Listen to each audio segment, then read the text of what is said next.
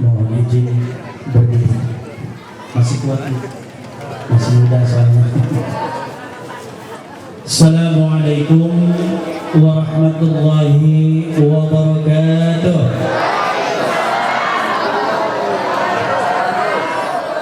Catat, masih semangat. Innal hamdalillah wassalatu wassalamu ala rasulillah wala haula wala quwwata illa billahil aliyyil azim. Asyhadu an la ilaha illallah wa asyhadu anna muhammadar rasulullah. Allahumma fassalli wa sallim wa barik ala sayyidina Muhammadin wa ala alihi wa ashabihi ajma'in, amma ba'd.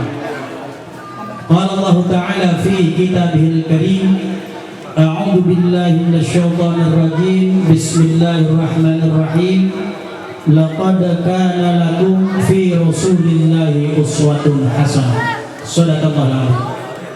Hadirin mukarramin, para alim ulama, para satis, para habaib.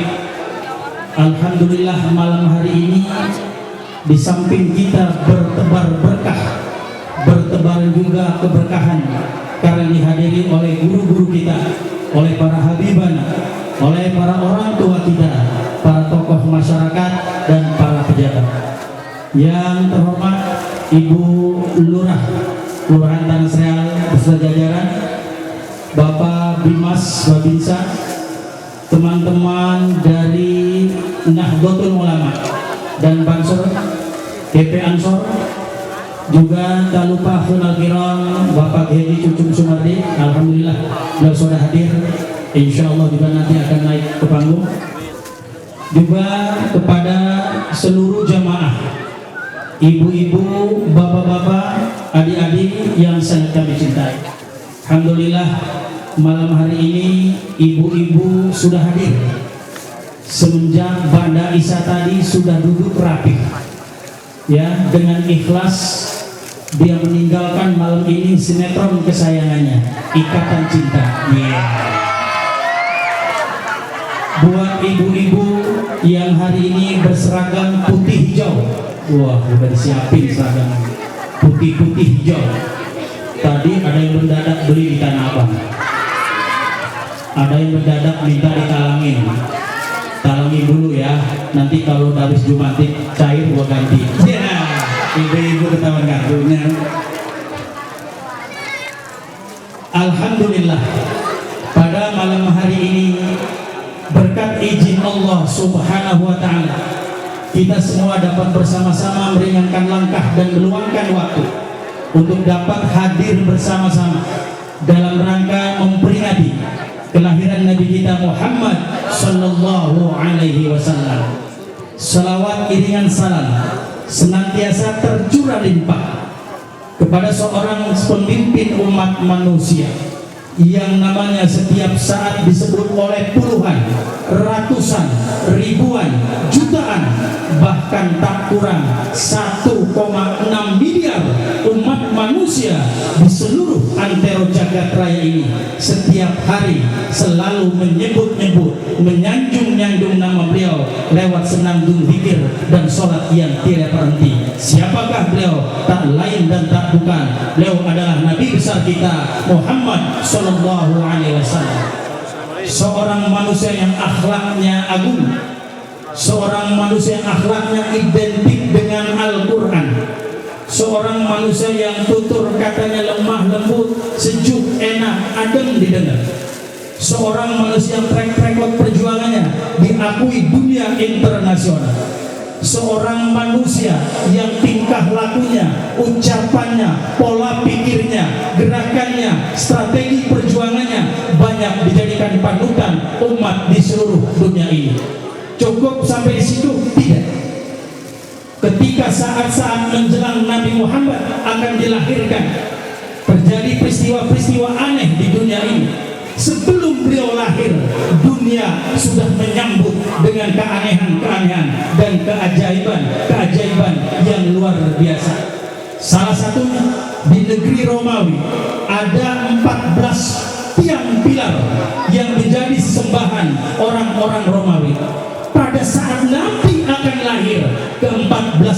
tadi hancur, luluh, berantakan, rata dengan tanah. Kenapa?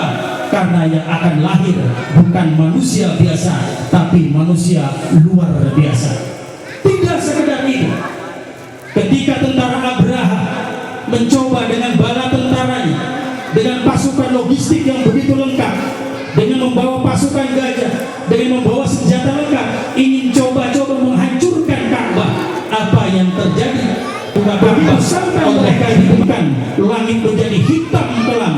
Apa yang terjadi? Bukan mendung, bukan hujan, tapi ribuan, mungkin miliaran burung-burung ababil dengan bersenjatakan kerikil yang diambil dari dasar api neraka, dilemparkan kepada tentara Abraha. Yang terjadi faja'alahum ka'asfin ma'kul, mereka dijadikan seperti daun-daun yang dikunyah ular. Daging mereka, tulang mereka, kendaraan mereka, senjata mereka hancur dulu lantak. Kenapa? Karena sesaat lagi akan datang lahir seorang manusia yang luar biasa. Sampai sudah cukup? Tidak, saudara. Ada sebuah api di Romawi yang sudah menyala ribuan tahun, dan api ini menjadi sesembahan bangsa Romawi. Api menyala sudah ribuan tahun, tapi apa yang terjadi? Ketika Nabi akan dilahirkan, tiba-tiba api ini padam, saudara. Kenapa?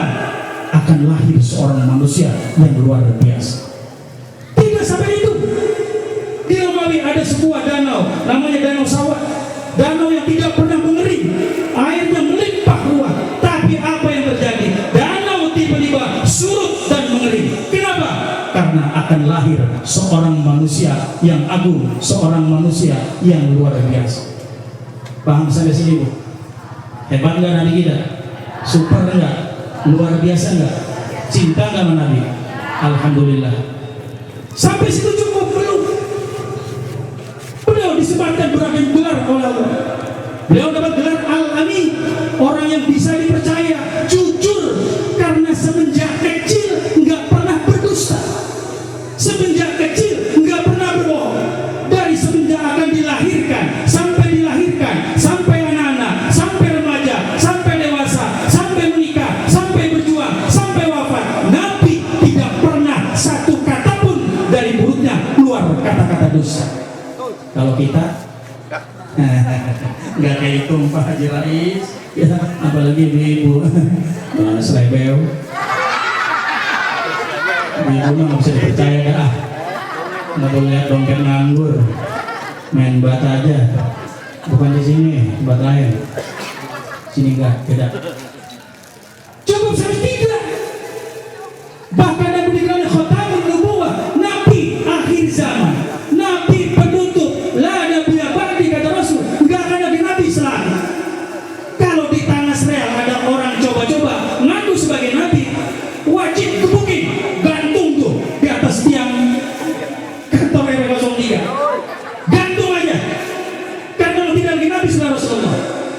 Nabi akhir zaman, khatamun nubuwah, Nabi penutup, dan beliau juga digelari Nabi Taubah. Nabi itu Taubah, Nabi yang sering mengajak orang untuk bertobat.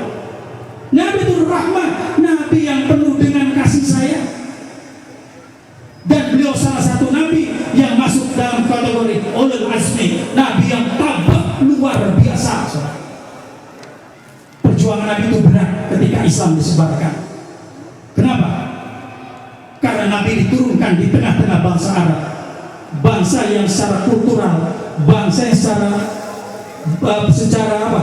Kemasyarakatan, dari tatanan sosial, bangsa Arab saat itu dalam kondisi rusak parah. Apa orang Arab bodoh? Tidak. Orang Arab cerdas, orang Arab itu hebat, budayanya maju luar biasa. Lalu apa yang lemah dari mereka? Akhlaknya. Akhlaknya. Makanya Allah turunkan Rasulullah, innama bu'istu liutammima makarima akhlak. Aku diutus ke dunia, kata Rasulullah, untuk menyempurnakan, memperbaiki akhlak manusia. Tema kita malam ini menuju pribadi yang toleran, unggul dan religius. Is okay. bagaimana kita mengaplikasikan, bagaimana kita mencontoh Rasulullah dalam kehidupan beragama, kehidupan bertetangga, kehidupan bernegara, kehidupan berkeluarga, kehidupan masyarakat. Yuk kita contoh Rasulullah. Bagaimana agar negeri ini, khususnya Indonesia, agar menjadi negeri yang maju, negeri yang hebat, negeri yang baldatun thayyibatun wa rabbun ghafur. Maka tak lain, salah satunya kita harus mencontoh akhlak Rasulullah Sallallahu Alaihi Wasallam. Maka malam ini minimal ada 3 prinsip dasar yang harus ditanamkan di negeri ini agar Indonesia ke depan betul-betul negeri menjadi negeri yang maju, negeri yang makmur, negeri yang masyarakatnya makmur, Indonesia makmur, pemimpinnya makmur, semuanya makmur, insya Allah. Yang pertama, Bu,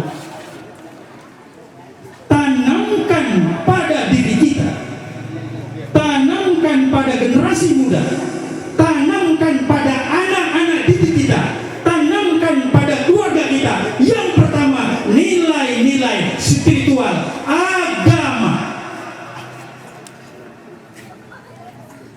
Hadirkan agama dalam keluarga kita. Agama menjadi fondasi terkuat. Agama menjadi basic kekuatan awal untuk membangun negeri ini, bahkan dari keluarga kita yang kecil. Kalau sudah agama ditinggalkan, nilai-nilai spiritual ditinggalkan, akhlak sudah ditinggalkan, jangan harap kita bisa membangun sebuah keluarga yang kuat, sakinah, mawaddah, warahmah. Bu, dalam perjalanan hidup berat nggak? Membina keluarga berat nggak? Berat, Bu, ya. Apalagi sekarang ekonomi tambah berat, pendidikan berat, utang berat, bayar boan berat, ya bayar boan. Terutama anak kita nih, dididik yang benar-benar, tanamkan nilai-nilai agama, tanamkan nilai-nilai spiritual, tanamkan nilai akidah yang kuat. Kenapa? Apa kata Nabi? Didik anak-anak kalian, didik anak-anak kalian, karena duniaku dengan dunia anakmu akan sangat jauh berbeda. Zaman Nabi belum ada gadget, zaman Nabi belum ada handphone, zaman Nabi belum ada tablet, belum ada Twitter, belum ada WA, belum ada HP, belum ada selfie. Masa selfie dulu?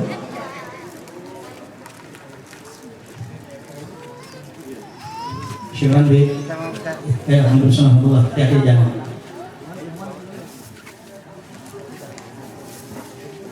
Pak RT dari mana? RT Dani.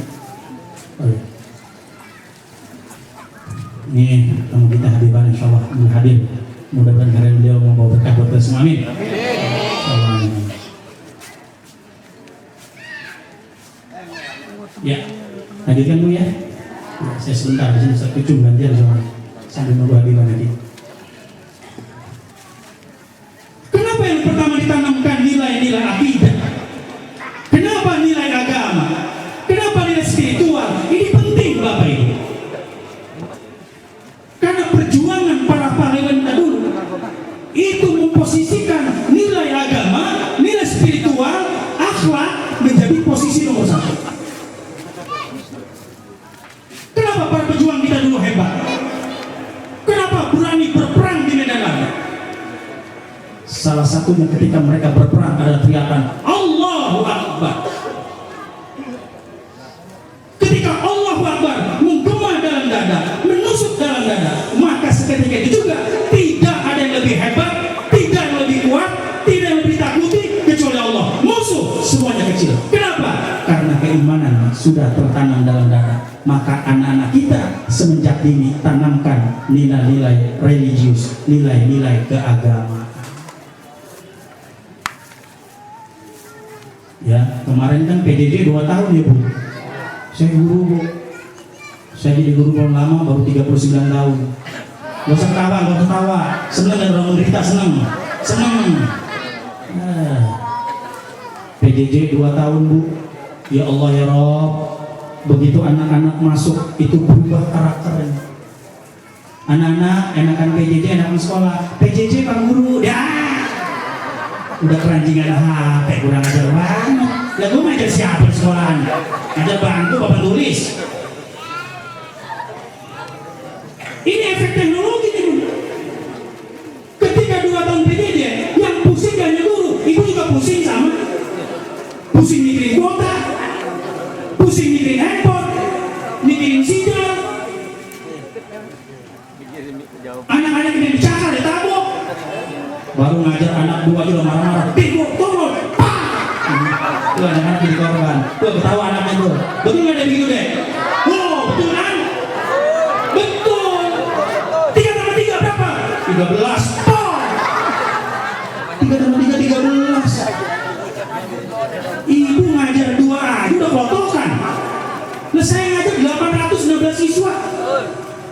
Ya, dapat 800 siswa saya ngajar sekarang.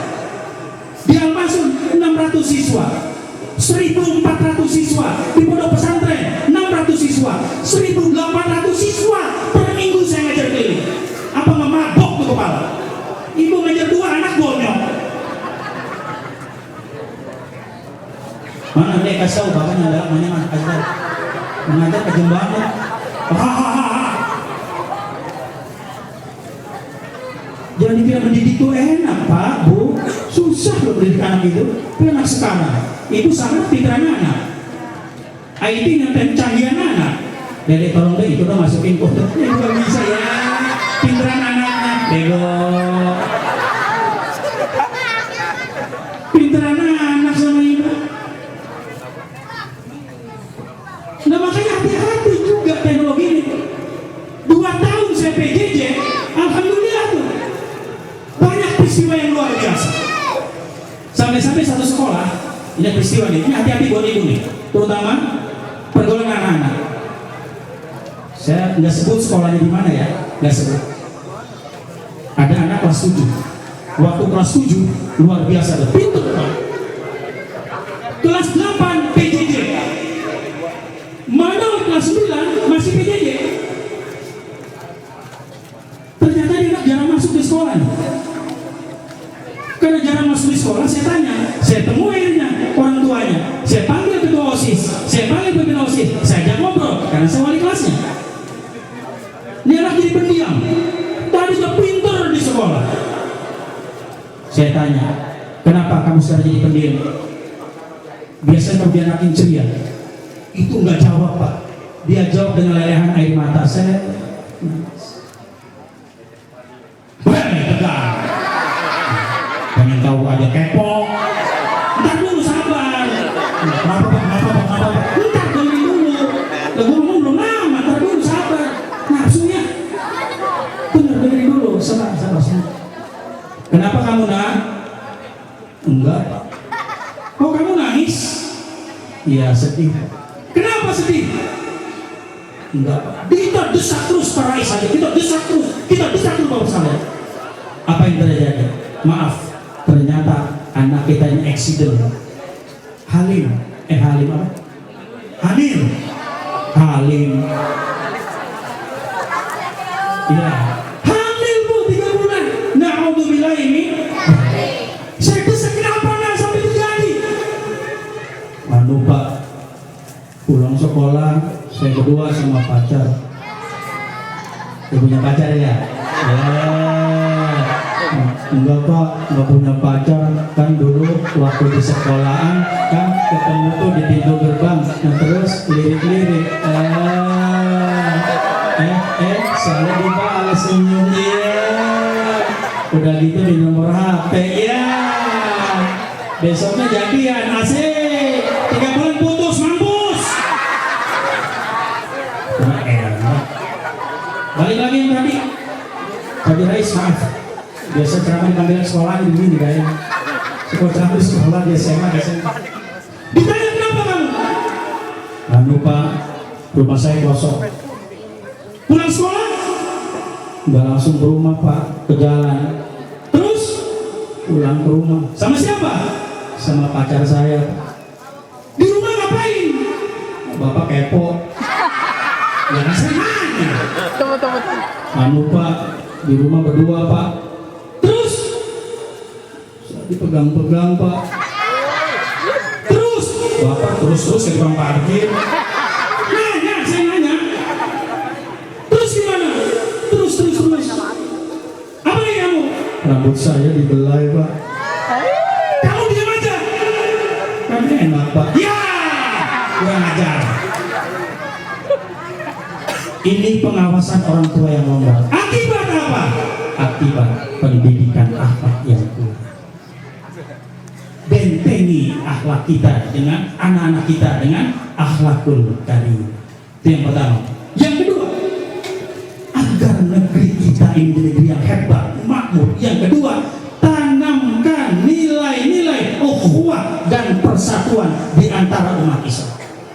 Nah, ada ketua KPU Pak Cucu. Bentar lagi pilpres nih. Udah ramai kan calon? Betul nggak Pak? Betul nggak? Ramai calon. Kelayaban, gentayangan, tim sukses dari setan. Pada ngasih beras, ngasih minyak goreng. Saya tunggu nasi laptop nggak pernah ada. Kok kalah ya? Dia kan calon presiden, yang mahal dong. Capres kayak amat. Minyak tak beli berdua. Apa yang harus kita jaga? Jaga tetap persatuan umat Islam, saudara. Silakan bendera boleh berbeda, partai boleh beda, pilihan boleh beda, capres boleh beda, caleg boleh beda, kursinya boleh beda, manusianya boleh beda. Tapi kalau sudah bicara agama, bicara akidah, bicara umat, bicara Quran, bicara Islam, bicara keyakinan, umat Islam wajib bersatu. Setuju?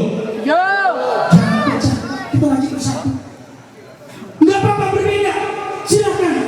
Maka jaga persatuan, jaga ukhuwah Islamiyah, jaga negeri kita, jaga kekayaan alam kita.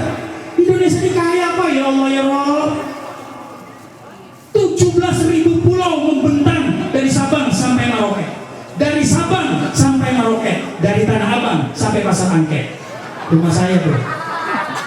Nomain rumah, buah-buahan gratis. Enak aja, bayar, bonok buah gratis. 17.000 pulau membentang dari Sabang sampai Merauke. Ada 300 etnik di Indonesia. Ada 1.400 suku. 9 juta kilometer persegi membentang di negara kita. Ada 6 agama. Hebat Indonesia, saudara. Dijaga, dan umat Islam yang harus menjadi garda terdepan. Bung Karno, presiden pertama, itu pernah pidato di depan anak muda. Wahai anak muda, kata Bung Karno, biarkan kata Bung Karno, seluruh kekayaan alam, baik emas, perak, tembaga, minyak, timah, dan lain sebagainya, biarkan terpendam dalam perut bumi Indonesia. Nanti 10 tahun, 20 tahun, 100 tahun mendatang akan digali oleh insinyur dari Indonesia. Berharap negeri ini dikelola oleh bangsa sendiri. Berharap pemimpinan negeri ini makmur untuk bangsa sendiri. Maka yang jadi bangsa yang cerdas, umat yang cerdas, umat yang hebat, umat yang punya fondasi kekuatan iman agar tidak goyah. Negeri ini butuh pemimpin yang secara akidah, secara iman, secara mental, pemimpin yang kuat. Indonesia bukan negeri kecil, negeri besar, saudara. Kekayaan alam kita luar biasa. Di Pulau Natuna sana ada puluhan miliaran, bahkan jutaan barel gas dan minyak tanah yang belum kita gali minyak bumi. Butuh SDM, sumber daya manusia yang cerdas untuk menggali. Bagaimana caranya? Belajar. Jangan pernah henti. Kita punya majelis taklim, kita punya ilmu, kita punya guru, kita punya habib. Belajar pada mereka. Islam tidak hanya mengajarkan aja ibadah. Islam mengajarkan ekonomi, filsafat, sejarah, IPA, ilmu perbintangan. Itu bertebaran dalam Al-Quran, saudara. Pelajari itu Al-Quran, ajarkan anak-anak kita, didik mereka dengan apa? Dengan kekuatan akidah,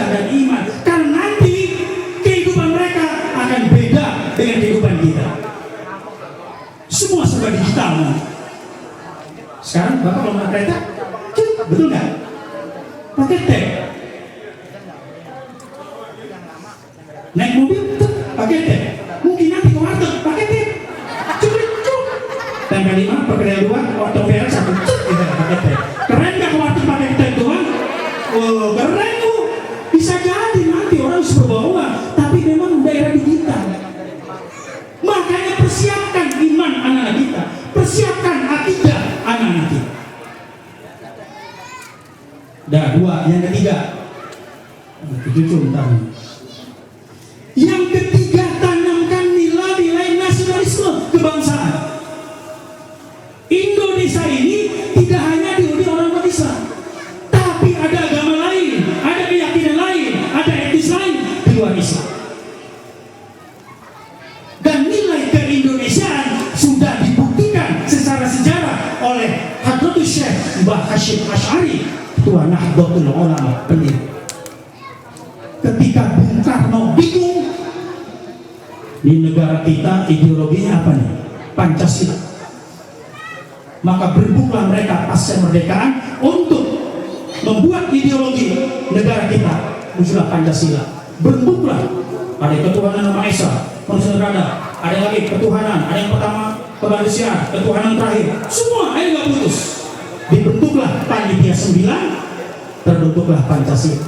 Sebelum diserahkan Pancasila ini dijadi ideologi negara, Bung Karno datang ke Mbah Hashim Asy'ari, ulama besar itu. Mbah Hashim, ini Pancasila, ideologi negara kita, cocokkah menurut Hadratus? Ya sudah, sebentar, saya nggak bilang iya, bilang tidak, taruh di sini. Mbah Hashim munajat, saudara. Beliau puasa 3 hari 3 malam, membaca 390.000 surat Al-Fatihah, 350.000 surat Al-Fatihah pada kalimat iyyaka na'budu wa iyyaka nasta'in. Beliau baca sebanyak 350.000 kali. Munajat pada Allah, mohon petunjuk apakah Pancasila ini cocok dijadikan ideologi untuk bahasa Indonesia. Cukup sampai situ? Tidak. Beliau sholat istikharah. Pada rakaat pertama beliau membaca surat At-Taubah sebanyak 41 kali. Surat At-Taubah 41 kali. Pernah Bu baca 41 kali? Yang bilang iya, saya tolak turun. Itu jangan ragu. Kalau terawih jadi imam pengen cepet, imam yang lemot aja ditinggal. Orang doain amin. Pindah besok musola imamnya Bismillahirrahmanirrahim. Nah laku tuh imam. Rakaat kedua Mbah Hashim baca surat Al-Kahfi berapa? 41 kali. Munajat sama Allah.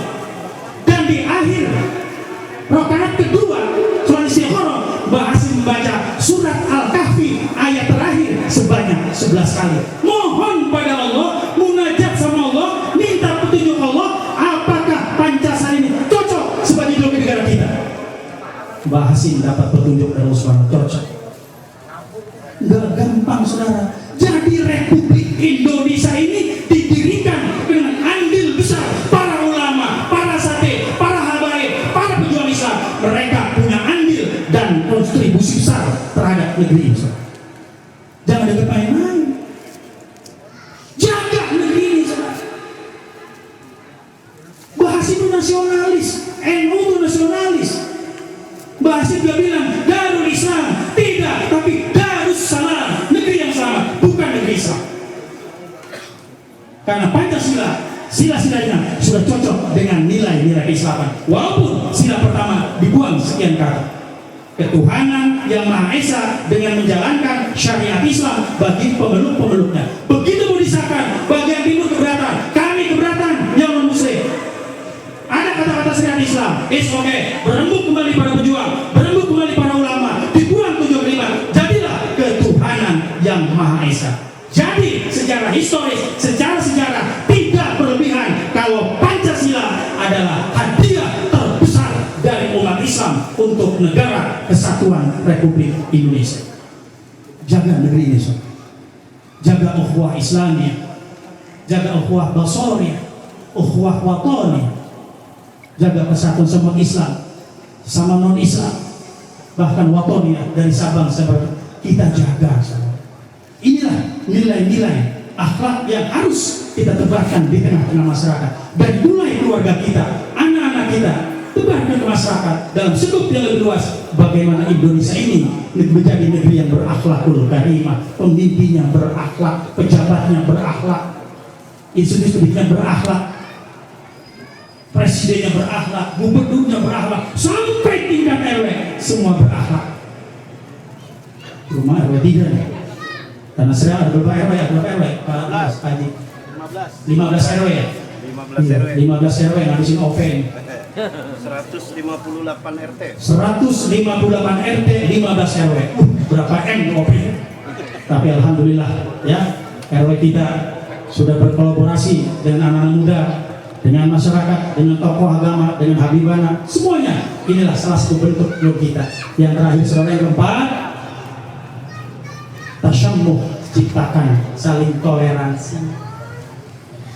Tetangga kiri kanan kita tidak semuanya muslim, ada yang non muslim, maka mereka juga perlu kita jaga, perlu kita hormati, kita rawat, dengan catatan sepanjang mereka masih mau bekerja sama, mereka masih mau menuruti aturan-aturan negara kita, mereka masih ikuti peraturan-peraturan kita ciptakan. Selama itu mereka menuruti, maka tidak berhak kita untuk menyakiti siapapun. Kenapa? Allah Subhanahu wa ta'ala menurunkan Nabi Muhammad sebagai Islam yang rahmatan lil alamin, Islam rahmatan untuk seluruh alam. Paham sampai sini, Bu? Udah ya, udah kamu udah ya? Udah saya turun. Udah. Enak di bawah saya berdiri. Enak di bawah, makanannya banyak loh. Itu bawa ke kue itu. Saya baru minum air doang kan itu ya. Mudah-mudahan pulang bawa parcel, amin. Kan begitu ya.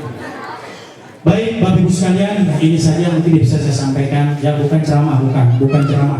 Ya, saya diundang oleh Pak Ustaz Khalid, Sarjana Hukum KPR 03. Bukan ceramah, cuma sambutan aja. Kebetulan saya salah satu pengurus Majelis Wakil Nahdlatul Ulama MWC Kecamatan Tambora. Jadi datang hadir sekedar sekedar sambutan aja lah, ya sekedar sharing saja. Kalau nanti nasihat, saran, tausiah, nanti ada dari Cucu, ada Habib kita nanti, insya Allah dari mereka lah kita akan mendapatkan sesuatu yang bernilai lebih buat kita semua.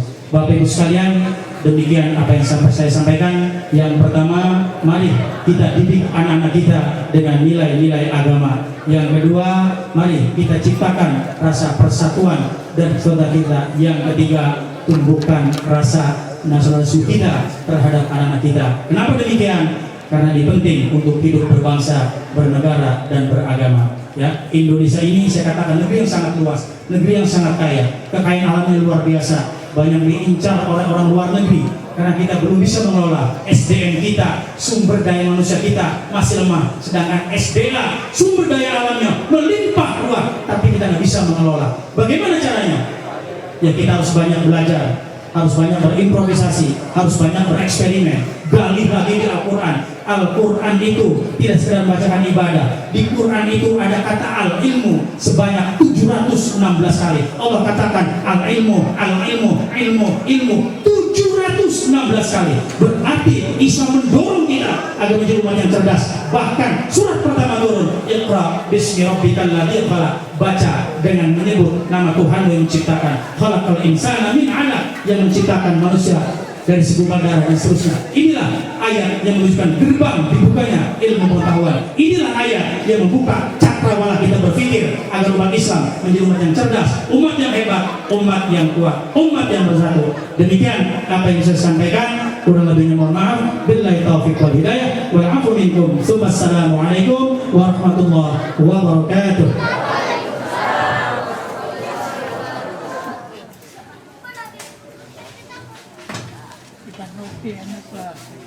Waalaikumsalam warahmatullahi wabarakatuh. Terima kasih kepada Ustaz Suherman yang telah memberikan kepada kita tausiah. Mudah-mudahan kita mendapatkan ilmu